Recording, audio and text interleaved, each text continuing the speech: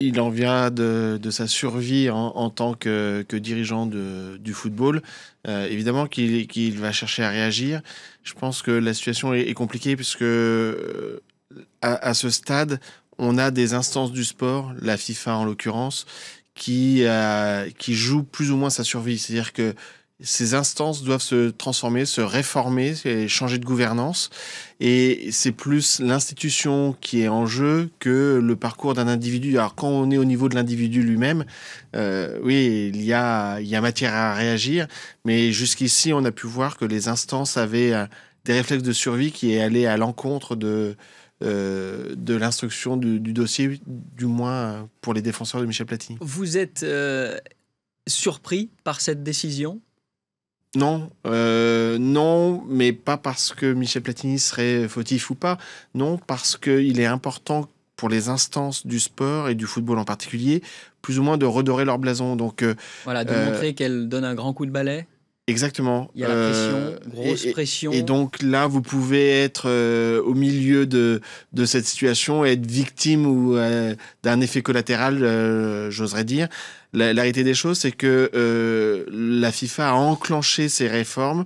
Le comité exécutif qui a siégé au début du mois a validé à l'unanimité des réformes importantes qui calquent la transformation de cette instance vers une transformation de la vie politique, une limitation du nombre de mandats, la séparation des pouvoirs entre le législatif, je dirais, et l'exécutif, ou du moins la dimension managériale. Bref, des choses que l'on a pu voir en son temps dans la vie politique classique, qui rentrent aujourd'hui dans ce que sont des ONG comme une fédération internationale. Alors, la corruption n'a pas été retenue dans l'affaire du versement controversé du 1 800 000 versé à Platini. Quelles sont les charges retenues alors par la commission d'éthique? Il y a des manquements à l'image, ou du moins une altération de l'image de l'instance, et cette volonté donc de sanctionner, de corriger le tir assez rapidement. C'est l'abus de position aussi?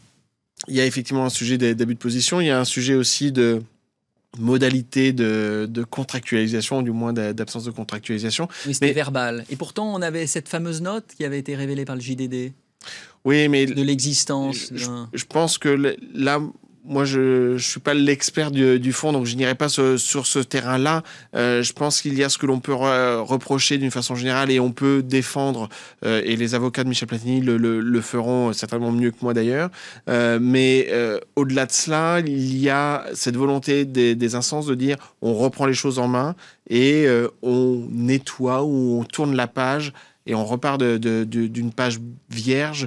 Et là, de ce fait, je pense que la situation va être compliquée pour Michel Platini pour s'en sortir. Alors justement, il a quoi comme retour, parce qu'on voit la FIFA, voire même l'UEFA, s'éloigne pour Platini. Clairement, et il y a la justice sportive et la justice civile. Et je crains que l'élection à la FIFA soit désormais plus que compromise, et que la position au niveau de l'UEFA soit également difficile à tenir, du moins à un horizon courte.